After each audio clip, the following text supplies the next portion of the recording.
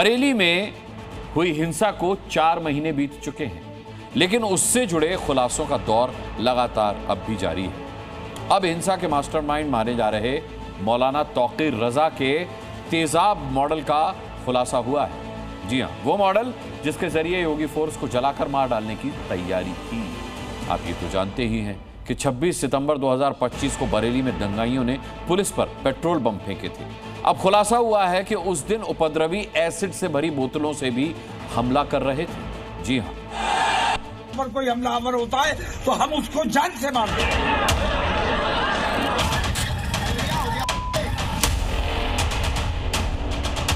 बवाल में पुलिस कर्मियों को जिंदा जलाने की साजिश रची गई थी।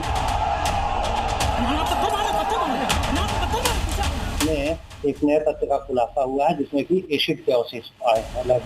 एसिड के अवशेष आए हैं। सुना आपने, 26 सितंबर 2025 को बरेली में हुई हिंसा को लेकर यह सबसे नया और सनसनीखेज खुलासा हुआ है। बरेली हिंसा के 4 महीने बाद आई एफएसएल की रिपोर्ट बता रही है कि उस दिन योगी फोर्स को तेजाब से नहलाने की दंगाइयों ने खौफनाक साजिश रची थी। 26 सितंबर 2025 को दंगाइयों ने पुलिस पर पेट्रोल बम तो फेंके ही थे, साथ ही साथ एसिड से भरी बोतलों से भी हमला किया गया था। फॉरेंसिक साइंस लैब की जांच में इस बात की पुष्टि हो चुकी है। खुलासे के मुताबिक 26 सितंबर को मौलाना तौकीर रजा के बुलावे पर जो भीड़ जमा हुई थी, उसने पहले से ही खौफनाक प्लान बना रखा था। मौके पर जमा कट्टरपंथियों ने भारी मात्रा में एसिड से भरी कांच की बोतलों को जमा कर रखा था। जब हिंसा भड़की तो दंगाइयों की भीड़ ने पुलिस वालों पर एसिड से भरी बोतलों से हमला किया। एसिड भरी बोतलें फेंकने की यह घटना श्यामगंज इलाके में हुई थी। मौके पर मिली बोतलों के टुकड़ों को जांच के लिए लैब में भेजा गया था। जांच में अब पाया गया है कि पुलिस वालों पर एसिड से भरी बोतलों से हमला किया गया था। बरेली में 26 सितंबर को बवाल हुआ था। उस बवाल में पुलिस कर्मियों को जिंदा जलाने की साजिश रची गई थी। फॉरेंसिक लैब की जांच में यह खुलासा हुआ है कि जो उपद्रवी थे पेट्रोल बम के संग संग एसिड बम भी लाए थे। इस वक्त मेरी मौजूदगी श्यामगंज चौराहे पर, मैं बताता हूँ आपको कि इस तरफ से जो है भीड़ आई थी मौलाना तौकीर रजा के आह्वान पे, और यहाँ श्यामगंज चौराहे पे जब पुलिस ने भीड़ को रोकने की कोशिश की तो उन्होंने पुलिस पर पथराव कर दिया, पेट्रोल बम भी यूज किए। और फॉरेंसिक की टीम की जांच में यह खुलासा हुआ है कि वो जो उपद्रवी थे पेट्रोल बम के साथ साथ एसिड बम भी लाए थे। एफएसएल की रिपोर्ट इस बात का पुख्ता सबूत है कि बरेली में 26 सितंबर को पुलिस वालों की हत्या करने का पूरा प्लान था, जैसा कि मौलाना तौकीर रजा अपने बयान में कह भी चुका था। हमें कानूनी अधिकार है, अगर हमारे ऊपर कोई हमलावर होता है तो हम उसको जान से मार दें। बरेली हिंसा मामले में गिरफ्तार आरोपी नदीम पुलिसिया पूछताछ में इस बात को पहले ही कबूल कर चुका है कि तौकीर रजा ने कहा था कि शहर का माहौल बिगाड़ना है, चाहे इसमें हमें पुलिस वालों की हत्या ही क्यों न करनी पड़े। इसी के बाद हजारों की तादाद में उन्मादी भीड़ ने धार्मिक नारे लगाते हुए पुलिस वालों पर हमला किया। छतों से पत्थर फेंके गए, गोलियां चलाई गईं, पेट्रोल बम फेंके गए और अब खुलासा हुआ है कि पुलिस वालों पर बोतलों से भरी एसिड से भी हमला किया गया था। इसमें जो सैंपल लैब में गए हुए थे, मौके से जो सील किए गए थे, उसमें जो बोतल के टुकड़े थे कांच के, वो सारी चीजें गई थी। उसमें अभी लैब की रिपोर्ट आई है, जिसमें 2 मामलों की रिपोर्ट अभी जो आई है। एक कोतवाली मामले में उसमें पेट्रोल आदि की चीजें मिली हैं, जो कि उसकी रिपोर्ट में लैब की प्रेषित हुई है, वो प्राप्त हुई है। दूसरा एक मामला जो है ये श्यामगंज के पास का थाना बारादरी का, इसमें एक नए तथ्य का खुलासा हुआ है जिसमें कि एसिड के अवशेष आए हैं लैब रिपोर्ट में। बरेली में पिछले साल 26 सितंबर को जुमे की नमाज के बाद हिंसा भड़की थी। इस मामले में कई थानों में एफआईआर दर्ज की गई थी। तौकीर रजा पर इस हिंसा को भड़काने का आरोप लगा था। उसे ही इस हिंसा का मास्टरमाइंड बताया गया था। अब इस नए खुलासे से जेल में बंद मौलाना तौकीर रजा और उसके साथियों की मुश्किलें बढ़नी तय हैं। इन सभी दोषियों को कड़ी से कड़ी सजा मिलनी चाहिए, जिन्होंने एसिड फेंकने की कोशिश करी, पुलिस के ऊपर कानून व्यवस्था बिगाड़ने की कोशिश करी। ऐसा था जिस दिन ये दंगा हुआ था उस दिन ये पुलिस वालों के लिए पूरी तरीके से मारने की कोशिश थी और हमेशा से ये जलाता रहा है। पहली बार ऐसा हुआ कि प्रशासन ने इसके ऊपर नकेल कसी है। अब मैं चाहता हूँ कि जितने भी इसके समर्थक हैं उन सबको जेल में डाल देना चाहिए। बरेली हिंसा को लेकर कुल 10 मामले दर्ज किए गए थे। तौकीर रजा के मामले में पुलिस ने दिसंबर में चार्जशीट भी दाखिल कर दी थी। तौकीर रजा फिलहाल जेल में बंद है। जेल से बाहर आने के लिए इलाहाबाद हाईकोर्ट का दरवाजा उसने खटखटाया है, लेकिन अब इस नए खुलासे के बाद तौकीर को जमानत मिलना मुश्किल ही लग रहा है। अजय कश्यप, जी मीडिया, बरेली। एक तरफ योगी आदित्यनाथ मौलाना के तेजाब मॉडल को निचोड़ने का प्लान तैयार कर चुके हैं, तो दूसरी तरफ योगी ने बांग्लादेश में सताए गए हिंदुओं को यूपी में बसाने का पूरा खाका भी तैयार कर लिया है। लेकिन यह भी साफ है कि योगी बांग्लादेशी घुसपैठियों के लिए वो आग हैं जिसके करीब जाने भर से झुलसना तय है, और पीड़ित सनातनियों के लिए योगी वो आस हैं जिसकी उम्मीद शायद इन लोगों ने कभी की तक नहीं होगी।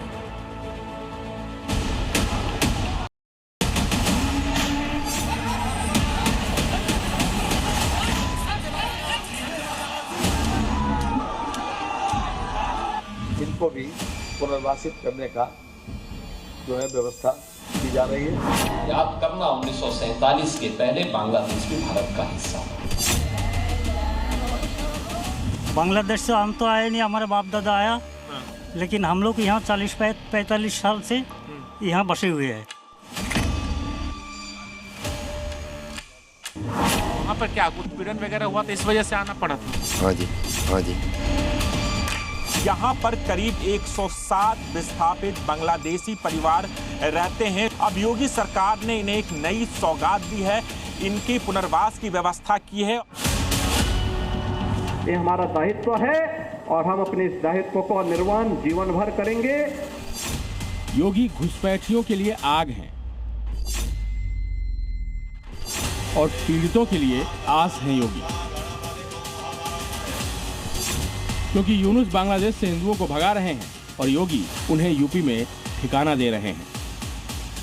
वह हिंदू है, ये हो सकता है उसकी गलती हो, लेकिन हम उसको गलती नहीं मानते, हम उसको मानते हैं उसका सौभाग्य है कि वो हिंदू है और उसकी रक्षा करना हम सबका दायित्व है। सनातनी यूपी का हो या देश के किसी कोने का हो या फिर विश्व के किसी हिस्से का, योगी के लिए सनातनी सनातनी है। माथे पर बिंदी है, मांग में सिंदूर है, वही पहनावा है, वही संस्कार है, वही आदर्श है। अंतर सिर्फ एक है, ये भारत के नहीं बांग्लादेश के हिंदू परिवार हैं।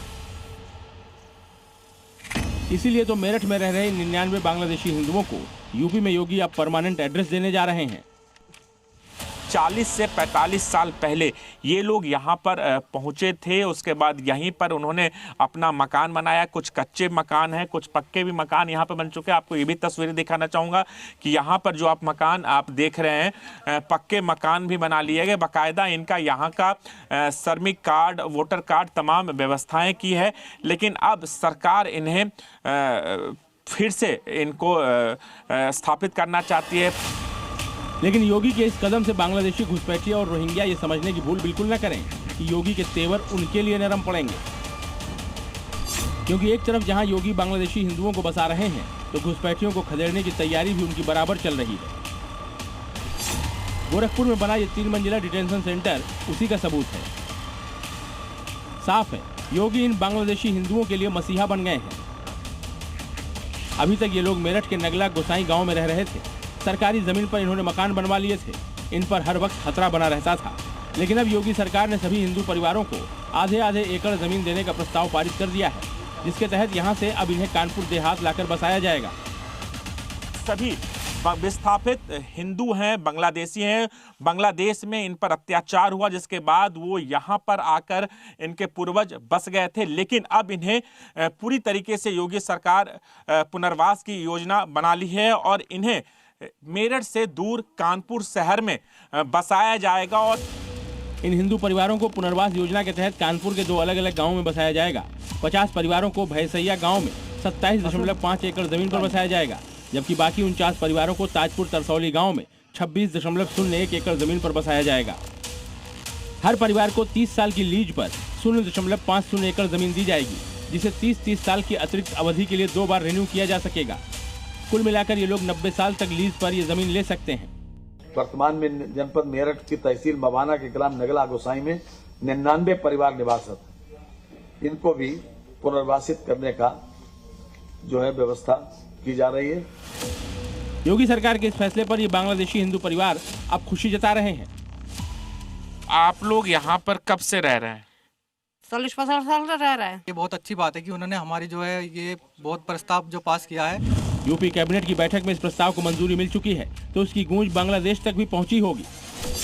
देश में अभी तक पाकिस्तान से आए हिंदू शरणार्थियों के लिए कदम उठाए जाते रहे हैं, लेकिन पहली बार योगी आदित्यनाथ ने बांग्लादेश के हिंदू शरणार्थियों के लिए ऐसा कदम उठाया है। जो बांग्लादेश से हिंदू शरणार्थियों को लेकर फैसला माननीय योगी जी ने लिया है, उसका फिर से हम खैर मकदम करते हैं। काबिल तारीफ है, हमारे हिंदू भाइयों को भारत के अंदर बसाया जाए। ऐसे किसी को बसा लेना सिर्फ राजनीतिक स्वार्थ के लिए और फिर उनके बच्चों को अनाथ छोड़ देना, उनके लिए उनकी देखभाल न करना, मैं समझता हूँ ये तो उनके साथ और भी बड़ा अन्याय है।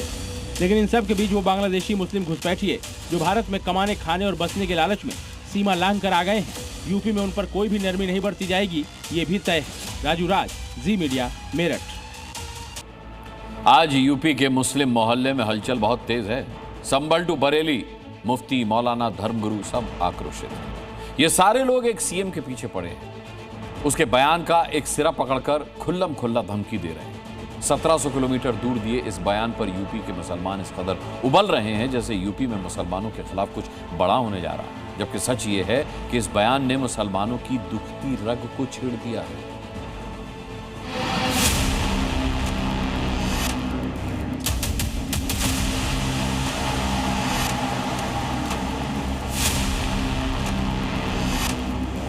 ৰিক্সাত উঠিলে 5 টকা ভাড়া হলে 4 টকা দি কষ্ট খালেহে অসমৰ পৰা যাব।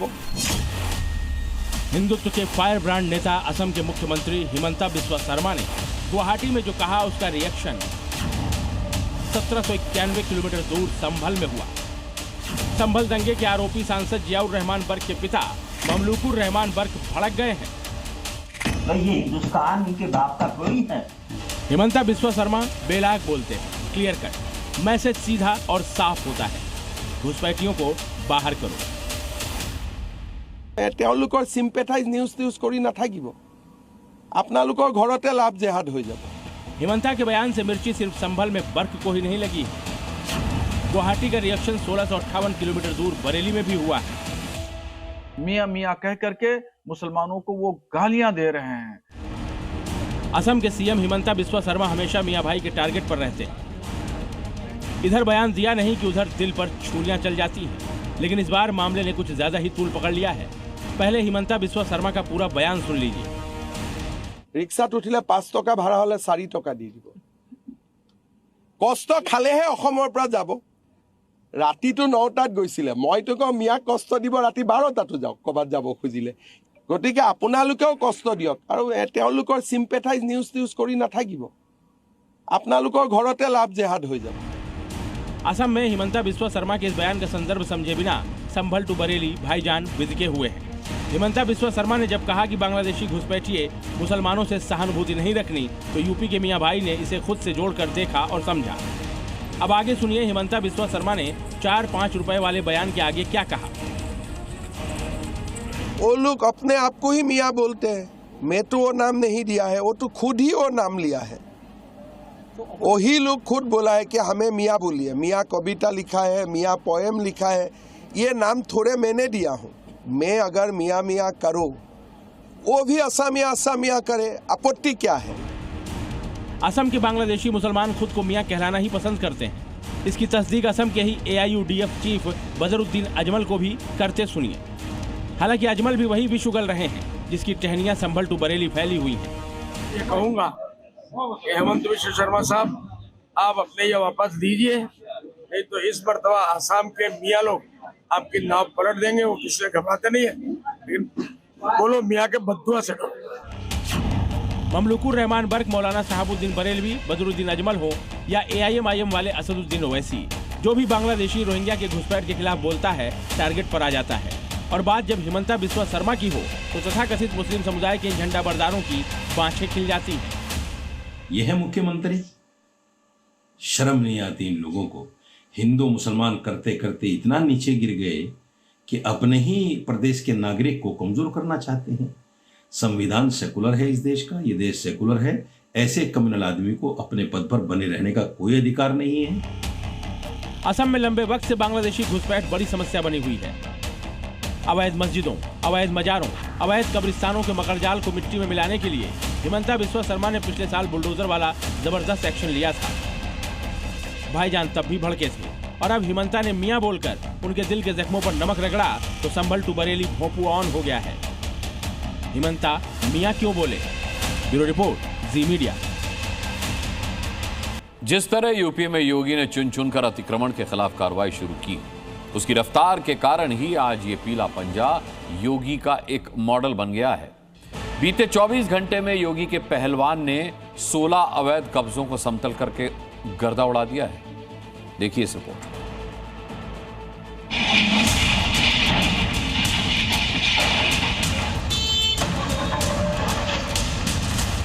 कब्जा करने के लिए 1 इंच जमीन नहीं देने वाले। सीमेंट से बनी दीवार तोड़ डाली, दीवारों के अंदर से सरिये तक बाहर आ गए, चारों तरफ मलबा ही मलबा कर दिया। ये योगी के बुलडोजर की ताकत है। आपकी टीवी स्क्रीन पर तस्वीरें लखनऊ और फतेहपुर से हैं। दोनों जगहों पर पीला पंजा अवैध कब्जे पर चला है और दोनों जगहों पर अतिक्रमणकारियों को संदेश एक ही दिया गया है, अवैध कब्जा करोगे तो योगी का पहलवान आएगा और रौंद डालेगा। देखिए कैसे लेफ्ट राइट बुलडोजर का पंजा घुमा और देखते ही देखते इस अवैध निर्माण को जमींदोज कर दिया। ये कार्रवाई लखनऊ विकास प्राधिकरण ने चिन्हट इलाके में 80 बीघा जमीन पर की। यहाँ 9 अवैध प्लॉटिंग को बुलडोजर ने ध्वस्त कर दिया, जिनमें अवैध सड़क, नाली, निर्माणाधीन इमारत और बाउंड्री वॉल तोड़ी गई। साथ ही इलाके में अवैध प्लॉटिंग पर भी रोक लगा दी गई। इसी तरह लखनऊ से करीब 150 किलोमीटर दूर फतेहपुर में भी योगी के बुलडोजर की गर्जना सुनाई दी। यहाँ पीडब्ल्यूडी की जमीन पर अवैध तरीके से बनाए गए मकानों को बुलडोजर ने मलबे के ढेर में बदल कर रख दिया। किसी भी मकान की रीढ़ माने जाने वाले पिलरों को बीच में ही डंडे की तरह तोड़ डाला। दीवारें सेकंडों के अंदर गिरा दी, छत चकनाचूर कर दिए, शटर तोड़ डाले, चारों तरफ मलबा बिखर गया। यहाँ पीडब्ल्यूडी की जमीन पर 7 मकानों को अवैध तरीके से बनाया गया था। नोटिस देने के बाद भी जब मकान नहीं तोड़े गए तो बुलडोजर चलाया गया। योगी प्रशासन की इस कार्रवाई से हड़कंप मच गया। तस्वीरें बता रही हैं कि कैसे लखनऊ टू फतेहपुर योगी के बुलडोजर ने गर्दा उड़ाकर रख दिया।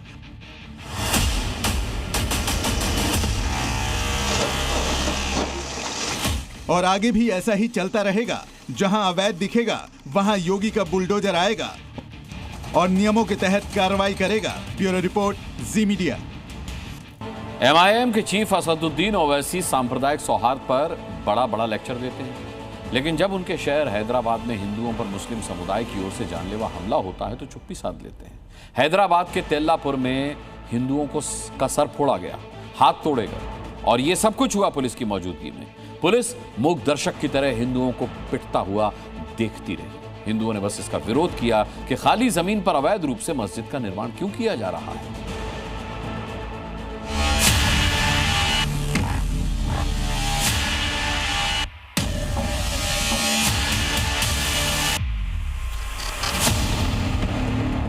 सड़क पर नमाज, खाली घर में नमाज, जहां खाली जमीन वहां अवैध मजार, कहीं अवैध मस्जिद का निर्माण। और इसके खिलाफ जो आवाज उठाएगा उसका सिर फोड़ दिया जाएगा, हाथ तोड़ दिया जाएगा। पुलिस आई तो उस पर पत्थर बरसा दिया जाएगा। मतलब खुल्लम खुल्ला छूट दे दो तो ठीक, नहीं तो हैदराबाद वाला कांड हो जाएगा। जो सोसाइटी के कम्युनिटी के जो लोग हैं काफी डरे हुए, ये रास्ता भी सेफ नहीं रहा। आसपास ऊंची बिल्डिंगें हैं और बिल्डिंग के सामने टेंट से ढकी ये जगह है। ये वो जगह है जहां आरोप है कि भाईजान ने मस्जिद बना डाली। जमीन किसी की, कब्जा मियां भाई का, मस्जिद मियां भाई की और नमाज पढ़ने के लिए बुलाया जा रहा है। 20 किलोमीटर दूर से कोई भाईजान, भीड़ जुटे, जुम्मे की नमाज हो और अवैध जमीन पर बनी मस्जिद वैध हो जाए और जो हिंदू विरोध करे उसे पीट दिया जाए। ये हिंदू हैं, सोसाइटी में रहते हैं। हिंदुस्तान में 100 करोड़ हिंदुओं के बीच खुद को अब तक असुरक्षित समझते थे, लेकिन इसी भूल में अवैध रूप से बन रही मस्जिद का विरोध कर दिया। अंजाम देखिए, हाथ में पट्टी बंधी है, चेहरे पर चोट के निशान है। मामले को थोड़ा विस्तार में समझिए। हिंदू कॉलोनी के पास विवादित जमीन पर अवैध मस्जिद बनाई जा रही थी। जिसकी वजह से आसपास के लोगों का जीना मुहाल हो गया था। सोसाइटी में रहने वाला हिंदू समुदाय इसका विरोध करने लगा। नतीजा हुआ, बहुत मुश्किल से अवैध मस्जिद के निर्माण में दिन रात जुटे भाईजान भड़क गए और पुलिस की मौजूदगी में भी विरोधी हिंदुओं को पीट दिया। फिर एक रिलीजियस कंस्ट्रक्शन हो रहे, इलीगल कंस्ट्रक्शन 26 जनवरी के दिन पे हॉलीडे बोल के और कंस्ट्रक्शन हो रहे, इसलिए हमें मेरे साथ फ्रेंड्स था और रेजिडेंट्स था, इमीडिएटली वो अटैक कर दिया मुझे। मामला हैदराबाद के तेल्लापुर का है, जहां हिंदुओं का आरोप है कि ये सारा कब्जे वाला खेल एक विवादित जमीन पर खेला जा रहा है। ये जो जगह है, इधर किला है और इधर मस्जिद है, ऐसे करके यहाँ एक अपोजिशन लोग कह रहे हैं और इशू को लेकर के कॉलोनी प्रेसिडेंट रमना है, उनके ऊपर हमला हुआ था और यहाँ हम देख सकते हैं पुलिस सिक्योरिटी और पुलिस ऑब्जर्वेशन पे ये जगह है। आरोप तो ये भी लग रहे हैं कि नमाज पढ़ने की वजह से बहुत से बाहरी लोग यहाँ आते हैं, जिसके बाद हिंदुओं की सुरक्षा पर बड़ा खतरा खड़ा हो गया। जो सोसाइटी के कम्युनिटी के जो लोग हैं काफी डरे हुए हैं इस मामले के बाद, और ये रास्ता भी सेफ नहीं रहा बिकॉज एक छोटा छोटा दरगाह और बड़ा करके एक कॉलोनी वाला ऑब्जेक्शन करे तो उनको ऊपर अटैक करे। हम लोग कैसे सेफ हैं इस एरिया में, और ये लोग कौन हैं, इनकी आइडेंटिटी क्या है, कहाँ से आए हैं, इनका कुछ प्रूफ नहीं है। पहले तो ऐसा नहीं था ये एरिया, आजकल तो ये दिन भर दिन ये बढ़ता जा रहा है पूरा। इलाके में रहने वाले लोग जो आरोप लगा रहे थे, उसकी पड़ताल जब जी मीडिया ने की तो हमें एक शख्स मिला जो कि रहने वाला तो 20 किलोमीटर दूर का था, लेकिन वो भी नमाज पढ़ने इस जगह पर आया था, और उसने बताया कैसे किसी मौलाना के ऑर्डर पर वो यहाँ पर पहुँचा है। हम लोगों का क्या है ना, मतलब जहाँ अगर ये हो जाता है वही हम चले जाते हैं जी। कोई परफेक्ट हमारा आने के लिए, हाँ, वो हमारे जो सदर है उसने बुलाया और नमाज पढ़ाने के पास। नमाज से किसे बैर है, मस्जिद से किसे ऐतराज है, मजार से किसे नफरत है, कब्रिस्तान का विरोध कौन करता है, लेकिन जब बात अवैध निर्माण की हो, हिंदू मोहल्ले में सांप्रदायिक तनाव की हो, तो हल्ला बोल तो होगा ही। और इस हल्ला बोल के दौरान कोई भाईजान किसी हिंदू पर अटैक न कर दे, इसकी जिम्मेदारी पुलिस प्रशासन की होगी। हैदराबाद के तेल्लापुर में ये नहीं हुआ। सवाल है क्यों किसी विवादित जमीन पर मस्जिद निर्माण की इजाजत दी जाए और 20 किलोमीटर दूर से भाईजानों को बुलाकर नमाज पढ़वाई जाए। ब्यूरो रिपोर्ट, जी मीडिया। इस वक्त की बड़ी खबर आपको बता दें, महाराष्ट्र की डिप्टी सीएम बनेंगी सुनेत्रा पवार। कल शाम 5 बजे सुनेत्रा पवार शपथ लेंगी। अजीत पवार की जगह लेंगी उनकी पत्नी सुनेत्रा पवार। कल 11 बजे विधायक दल की बैठक होगी और कल शाम 5 बजे डिप्टी सीएम के तौर पर सुनेत्रा पवार शपथ लेंगी।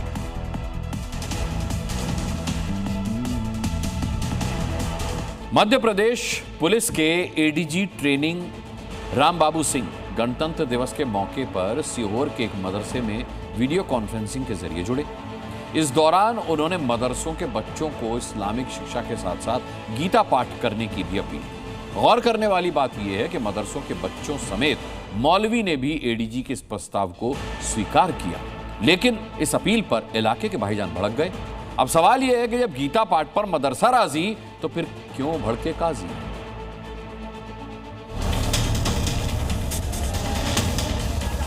मदरसों में बच्चे इस्लाम से जुड़ी धार्मिक शिक्षा लेते हैं, कुरान, हदीस, फीक या फिर तफसीर पढ़ते दिखाई देते हैं, मगर मध्य प्रदेश सीहोर जिले में मौजूद एक मदरसे के बच्चों से इस्लामिक शिक्षा के साथ साथ गीता पाठ करने की अपील की गई और इस अपील को मदरसे के मौलवी ने कबूल भी किया।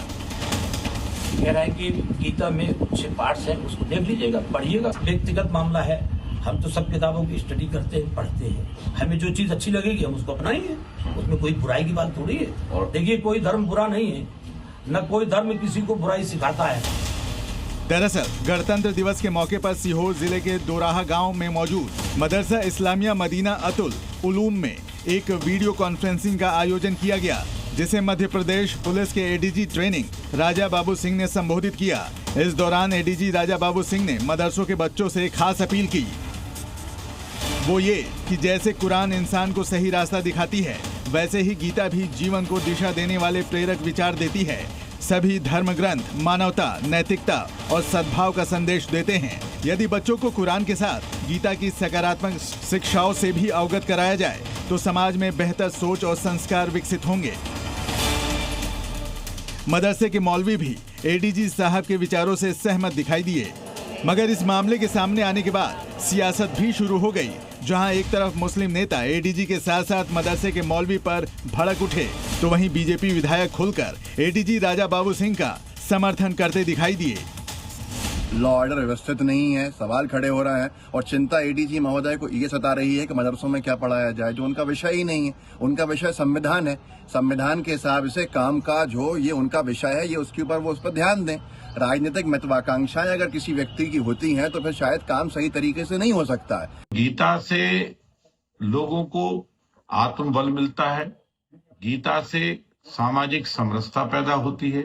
जब आप हिंदू बच्चों को मदरसे में बुलाकर उर्दू पढ़ा सकते हो तो मदरसे में गीता पढ़ाने में कोई परेशानी नहीं है। जरा सोचिए, एडीजी राजा बाबू सिंह ने सिर्फ बच्चों से गीता पाठ करने की अपील की ताकि सामाजिक सौहार्द बना रहे, मुस्लिम बच्चे इस्लाम के अलावा सनातन धर्म को भी जान सके। लेकिन मुस्लिम समुदाय इस अपील पर इस कदर भड़का है जैसे एडीजी राजा बाबू सिंह और मदरसे के मौलवी ने कोई संगीन गुनाह कर दिया। शायद इसके पीछे की वजह कट्टरपंथी सोच है, तभी तो हर चीज को धर्म और मजहब के चश्मे से देखा जाता है। ब्यूरो रिपोर्ट, जी मीडिया। विवाद के केंद्र में हैं शंकराचार्य स्वामी अविमुक्तेश्वरानंद सरस्वती, जिन्होंने अब सीएम योगी को सीधी चुनौती दे दी है। चुनौती ये कि सीएम योगी खुद को असली हिंदू साबित करें। यही नहीं, शंकराचार्य ने इसके लिए 49 दिन का समय भी दिया है और ये समय सीमा उन्होंने तय की है।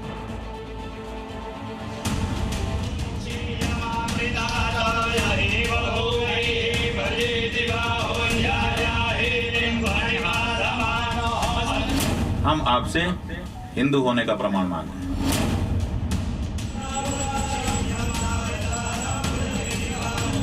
क्या बताएं कि आप कैसे हिंदू हैं? 40 दिन का समय आपको हम दे रहे हैं। 40 दिन में आप अपने गौ भक्त हिंदू होने का प्रमाण दीजिए। अगर आप ये प्रमाण नहीं दे पाते हैं तो ये समझा जाएगा कि आप नकली हिंदू हैं। शंकराचार्य स्वामी अविमुक्तेश्वरानंद सीएम योगी से उनके हिंदू होने का प्रमाण मांग रहे हैं। उन सीएम योगी से जो आज देश में ब्रांड हिंदुत्व का राष्ट्रीय चेहरा है, जो अपने बयानों से ही नहीं बल्कि अपने कर्म से भी हिंदुत्व की सांस्कृतिक विरासत को लौटाने में जुटे हैं। लेकिन सनातन और राष्ट्रवाद के इसी सबसे बड़े चेहरे से शंकराचार्य की ठन गई है, जिसकी एक बड़ी वजह शंकराचार्य गो हत्या और गोमांस का निर्यात बता रहे हैं। आपके उत्तर प्रदेश राज्य से जिसके मुखिया इस समय आप हैं, भारत से जितना भी गौमांस का निर्यात हो रहा है उस निर्यात का 40% से ज्यादा, मोटा मोटी कहें तो आधा, केवल आपके उत्तर प्रदेश से निर्यात हो रहा है। इसलिए तत्काल गौमांस का निर्यात उत्तर प्रदेश से करना रोकिए। बताइए कि मैं हिंदू हूं, और नहीं तो ये भगवा चोला उतारिए। आप हिंदू नहीं है, जो सच्चाई है वो जनता को पता चल जानी चाहिए। सीएम योगी और शंकराचार्य स्वामी अविमुक्तेश्वरानंद सरस्वती के बीच ये विवाद तब शुरू हुआ जब माघ मेले में बसंत पंचमी पर स्नान के लिए गए शंकराचार्य और उनके शिष्यों के साथ प्रशासन ने कथित अभद्रता और धक्का मुक्की की। स्वामी अविमुक्तेश्वरानंद से उनके शंकराचार्य होने का प्रशासन ने प्रमाण मांग लिया। हमने 24 घंटे के अंदर उनको अपने शंकराचार्य होने के सारे प्रमाण उपलब्ध करा दिए, जिसको उन्होंने अभी तक नहीं काटा है। अगर काट सकते होते तो 2 घंटे में ही काट देते, लेकिन 15 दिन से ज्यादा का समय बीत गया, अभी तक उसको काटा नहीं है। इसका मतलब है कि वो प्रमाण हमारे सच्चे थे। यही विवाद तूल पकड़कर अब असली और नकली हिंदू तक जा पहुंचा है। अब शंकराचार्य सीएम योगी से उनके हिंदू होने का प्रमाण मांग रहे हैं। कह रहे हैं हिंदू होना केवल भाषणों या भगवे तक सीमित नहीं है, बल्कि इसकी असली कसौटी गो सेवा और धर्म रक्षा है। अगर आप ये नहीं कर रहे हैं तो इसका प्रमाण पेश करिए। हम आपसे हिंदू होने का प्रमाण मांग रहे हैं, क्योंकि अगर कोई हिंदू होगा तो हिंदू राजा के समय में गौ हत्या तो नहीं ही हो सकती। आप जिस समय शासन सत्ता में बैठे हुए हैं, लंबा समय हो चुका है, आपके शासन सत्ता में गौ माता की हत्या ही नहीं हो रही है, निरंतर बढ़ती चली जा रही है। इसलिए अब आपके ऊपर सवाल है कि आप बताएं कि आप कैसे हिंदू हैं। अभी मुक्तेश्वरानंद ने सीएम योगी के सामने 2 शर्तें रखी हैं। पहली ये कि महाराष्ट्र और उत्तराखंड की तर्ज पर उत्तर प्रदेश में भी गाय को राज्य माता का आधिकारिक दर्जा दिया जाए। दूसरी मांग ये कि उत्तर प्रदेश से गोमांस निर्यात पर तत्काल रोक लगाई जाए। शंकराचार्य ने इन दोनों शर्तों को पूरा करने के लिए 40 दिनों की समय सीमा तय की है। आप केवल मुख्यमंत्री नहीं हैं, आप अपने आप को गुरु गोरखनाथ, जो गौ माता की रक्षा के लिए ही प्रसिद्ध थे, उन गुरु गोरखनाथ जी के पवित्र गद्दी के वारिस के रूप में अपने आप को निरूपित करते हैं, महंत के रूप में अपने आप को निरूपित करते हैं। इसलिए आपकी ये बड़ी जिम्मेदारी है, आप 40 दिन के भीतर अपने आप को हिंदू सिद्ध करिए, और नहीं तो नकली हिंदू घोषित होने के लिए तैयार रहिए। देखो, योगी आदित्यनाथ जी, उनसे अगर आज कोई हिंदू होने का प्रमाण मांगता है तो फिर उसके भी हिंदू होने में बहुत संदेह है। शंकराचार्य ने जिस तरह से सीएम योगी को लेकर सवाल उठाए हैं, उससे देश भर में एक नई बहस छिड़ती दिख रही है। जो विवाद संगम के तट से उठा था, अब उसका दायरा बड़ा होता नजर आने लगा है। शंकराचार्य की लड़ाई अब असली और नकली हिंदू पर आ गई है। ब्यूरो रिपोर्ट, जी मीडिया। कल तक शहबाज शरीफ अमेरिका के आगे दुम हिलाता था, तस्वीरें दिखाई हमने। सिर्फ ट्रंप ही नहीं बल्कि मुनीर भी हर हुक्म की तामील करता था। लेकिन उसी शहबाज ने ईरान के मसले पर ऐसा दांव खेला है जिसके बाद ट्रंप ही नहीं बल्कि मुनीर का माथा ठनक गया है। दरअसल शहबाज ने खुलेआम खलीफा के खेमे में जाने का ऐलान कर दिया है, और वो भी मुनीर से बिना पूछे। तो क्या शहबाज के ये दांव मुनीर के लिए मुसीबत साबित होगी? क्या ईरान युद्ध से पहले पाकिस्तान में पिक्चर बदलने वाली है? देखिए। अमेरिका ईरान के बीच जंगी तनाव पूरे चरम पर है। यूएस नेवी के समुद्री लड़ाके ईरान की घेराबंदी कर चुके हैं। आशंका जताई जा रही है कि किसी भी वक्त प्रेसिडेंट ट्रंप यूएस नेवी के जंगी बेड़े को हमले का ऑर्डर दे सकते हैं। मगर इसी बीच पाकिस्तानी पीएम शहबाज शरीफ ने कुछ ऐसा दांव खेला है जिसके बाद मुनीर ही नहीं बल्कि ट्रंप का माथा भी ठनक गया है। दरअसल शहबाज ने ईरानी प्रेसिडेंट मसूद पेज़ेश्कियान से फोन पर बात की। इस बातचीत के बाद शहबाज ने ईरान के समर्थन में पोस्ट भी किया। शहबाज ने ईरान के खिलाफ सैन्य बल के इस्तेमाल का विरोध किया। ये वही सोशल मीडिया पोस्ट है जिसमें शहबाज शरीफ खलीफा के साथ और ट्रंप का खुलेआम विरोध करते नजर आए। मगर शहबाज के सोशल मीडिया पोस्ट ने पाकिस्तान और मुनीर की टेंशन बढ़ा दी है, क्योंकि एक तरफ मुल्ला मुनीर अपनी वफादारी साबित करने के लिए ट्रंप के इशारे पर हर कदम उठा रहा है, तो वहीं शहबाज खुलकर ट्रंप से गद्दारी कर रहे हैं। मकसद सिर्फ एक है, मुस्लिम बिरादर को ट्रंप के प्रकोप से बचाना। क्योंकि ईरान की घेराबंदी के लिए ट्रंप ने जिन जंगी बेड़ों का तैनात किया है, वो पलक झपकते ही ईरान का वजूद नक्शे से निकाल सकते हैं। अब सवाल यह है कि आखिर पाकिस्तान किसके साथ है, क्योंकि मुनीर तो ट्रंप के पाले में खड़ा है, तो वहीं अब शहबाज पाला बदलते हुए ईरान का हिमायती बन चुका है। लेकिन बड़ा सवाल ये कि क्या ये शहबाज की कोई नई चाल है? क्या मुनीर को फंसाने के लिए शहबाज ने ये दांव खेला है? खैर, शहबाज का जो भी प्लान हो, मगर शहबाज के इस बयान के साथ ही मुनीर की धड़कनें बढ़ चुकी है, क्योंकि पाकिस्तान और ईरान के विदेश मंत्रियों के बीच भी संपर्क हुआ है। तो क्या अब मुस्लिम उम्मा एक साथ हो चुकी है? पाकिस्तानी भी ये कबूलते हैं कि मुस्लिम मुल्क सिर्फ दिखावे के लिए साथ आने का बयान देते हैं, लेकिन हकीकत कुछ और है। अगर अमेरिका ने ईरान पर अटैक किया तो मुस्लिम उम्मा तितर बितर हो जाएगी। ब्यूरो रिपोर्ट, जी मीडिया। पूरा मिडिल ईस्ट इस वक्त बारूद के ढेर पर बैठा है। अदद एक चिंगारी और युद्ध का उद्घोष तय है। इस बीच ईरान के सुप्रीम लीडर खामेनेई ने बंकर में अपना टॉप कमांडर्स के साथ मीटिंग की है। इस मीटिंग में ईरान ने अमेरिका को रोकने के लिए 5 पॉइंट वॉर प्लान तैयार किया है, जिसका पहला फ्रंट होगा पानी वाली लड़ाई। जी, अमेरिकी राष्ट्रपति डोनाल्ड ट्रंप ईरान पर जून 2025 वाले मिडनाइट हैमर से भी बड़ा हमला करने की धमकी दे रहे हैं, लेकिन वो साल दूसरा था, ये साल दूसरा है। इस बार ईरान ने जिस लेवल की तैयारी की है, वो अमेरिका को नाको चने चबाने पर मजबूर करने वाला दिख रहा है।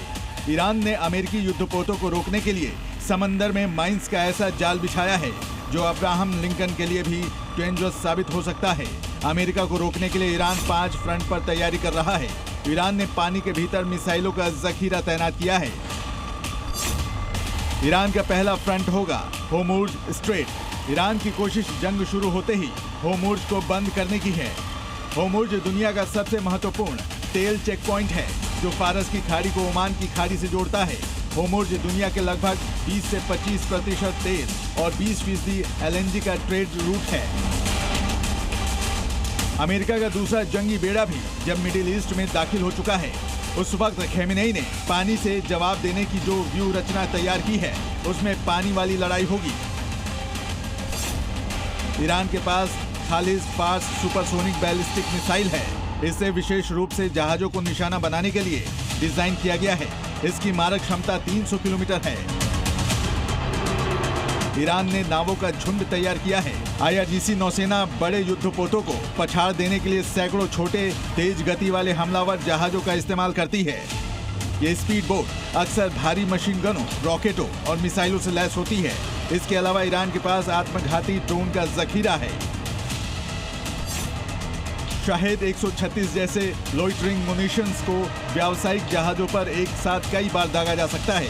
ये सस्ते विस्फोटक ड्रोन सीधे अपने लक्ष्य पर गिरते हैं, जिससे भारी नुकसान होता है। मतलब ईरान अमेरिका से निपटने की तैयारी कर चुका है। हालांकि ये फैक्ट है कि अमेरिकी सैन्य शक्ति के मुकाबले ईरान सैनिक क्षमता में कहीं नहीं टिकता। लेकिन एक साथ सैकड़ों ड्रोन, रॉकेट और मिसाइलें लॉन्च करके ईरान अमेरिकी कैरियर स्ट्राइक ग्रुप के रडार को ओवरलोड कर सकता है। ईरान ने अपनी इस रणनीति का प्रदर्शन जून 2025 में इजराइल के खिलाफ युद्ध के दौरान किया था। ईरान ने एक साथ सैकड़ों मिसाइलें छोड़कर इजराइल के आयरन डोम और एरो 3 सिस्टम को फेल कर दिया था। अमेरिका को इसका अंदाजा है, लिहाजा ट्रंप जब भी ईरान पर अटैक करेंगे पूरी तैयारी के साथ। ब्यूरो रिपोर्ट, जी मीडिया।